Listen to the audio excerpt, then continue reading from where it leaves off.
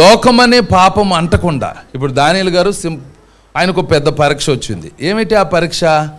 ప్రార్థన చేస్తే రాజు చంపేస్తాడు, ప్రార్థన చేయకపోతే ఆత్మలో చచ్చిపోతాడు.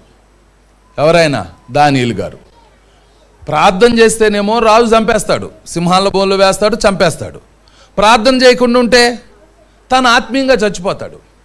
కాబట్టి ఒక నిర్ణయానికి వచ్చాడు, నేను ఆత్మీయంగా చావటం కంటే రాజు చేతిలో చచ్చిపోవటమే మంచిదనుకుని ప్రార్థన చేశాడు. ఆమేన్.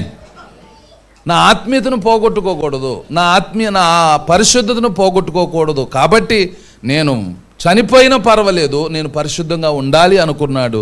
దానియేలు గారు ధైర్యంగా వెళ్ళాడు, తలుపులు తీశాడు, మోకాళ్ళు వేశాడు, ప్రార్థన చేశాడు, దేవుని స్తుతించాడు.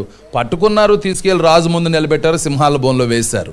కానీ రాత్రంతా ఉన్న ఒక్క సింహం నోరు తెరవల. కారణం ఎందుకని? సృష్టికర్తైనా దేవుని సందులో తన పరిశుద్ధతను కాపాడుకోవాలనుకున్నాడు కాబట్టే దేవుడు తనను కాపాడాడు. ఆమేన్. మనం కూడా పరిశుద్ధంగా ఉండాలి అనుకుంటే దేవుడు నిన్ను కాపాడతాడు. యేసేపు ఉన్నాడు, పరిశుద్ధుడిగా ఉండాలనుకున్నాడు. ఆమెతో చెప్పాడు, అమ్మా ఇంత ఘోరమైన దుష్కార్యం చేసి దేవుని ఎదుట నేను ఎలా దాగగలను అని చెప్పి తన్ను కాపాడుకోవడానికి ప్రయత్నం చేశాడు. కాబట్టే దేవుడు అదే దేశంలో ప్రధానమంత్రిగా చేశాడు. అదే ఒకవేళ ఆమెతో పాపానికి ఏకీభిస్తే యేసేపు పేరు మరలా బైబిల్లో కనపడి ఉండేది కాదు. తను పరిశుద్ధతగా కాపాడుకోవాలనుకున్నాడు కాబట్టి దేవుడు కాపాడాడు. కాపాడటమే కాదు, దేవుడు తను ఏం చేశాడు?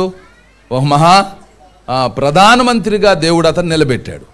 అలాగే దానియేలు గారు చనిపోయినా పర్వాలేదు, నేను పరిశుద్ధుడిగా ఉండాలి, ప్రార్థనలో ఆత్మలో బలపడాలనుకున్నాడు కాబట్టి రాజు చేతిలో వేయబడ్డ సింహాల బోన్లో కూడా దేవుడు కాపాడాడు. దానియేలు సింహాసనాన్ని హెచ్చించాడు. ఆమేన్. మన జీవితంలో కూడా నువ్వు పరిశుద్ధంగా ఉండాలి, దేవునికి నమ్మకంగా ఉండాలి అనుకుంటే దేవుడు నిన్ను కాపాడతాడు. సరే, పాపం చేయకూడదని ముందు నీకు రావాలి, లోకాన్ని ఆశించకూడదని మనకు రావాలి. అప్పుడు దేవుడు నిన్ను పడిపోకుండా నిలబెడతాడు. యేసేపుకు అవకాశాలు ఉన్నా పాపం చేయలా.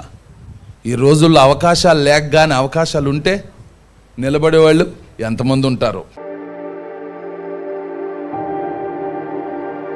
ప్రేమ కలిగిన మా ప్రియ పరిలోకపు తండ్రి, స్తోత్రాలు. మీ స్వరం అనేక సార్లు విన్నాం అయ్యా, నీ వాక్యాన్ని వింటున్నాం, మీ ప్రత్యక్షతలు చూసాం, ఎన్నోసార్లు మా జీవితాల్లో మేము అనుభవించాం. వాటిని మేము తప్పక ఇతరులకు ప్రకటించాలి, సత్యాన్ని చూపించాలి, సజీవుడివైన మీ దగ్గరికి నడిపించాలి. అట్టి భాగ్యము దయచే. ఈ వాక్యాన్ని బట్టి దేవా, మా సహోదరుడుగా నువ్వు వచ్చి మా కొరకు నాయనా హేబేలుకు ప్రతిగా ఎలాగైతే సేతు వచ్చాడో మాకు ప్రభువా, మా పాప శిక్షకు బదులు మీరు ఈ లోకానికి వచ్చి మమ్మల్ని క్షమించి మమ్మల్ని రక్షించి మా కొరకు తెచ్చిన ఈ గొప్ప రక్షణను బట్టి, విమోచనను బట్టి వందనాలు చెల్లిస్తూ, ఏదైనా ఎవరైతే పశ్చాత్తాపడి తమ పాపాన్ని విడిచిపెట్టి అయ్యా నన్ను క్షమించమని కోరుకుంటున్నారో వారిని క్షమించండి, వారిని పరిశుద్ధపరచండి, వారిని ప్రత్యేకించండి, మీ కొరకు సిద్ధపరచమని యేసు నామమున అడుగుచున్నాము తండ్రి. ఆమేన్.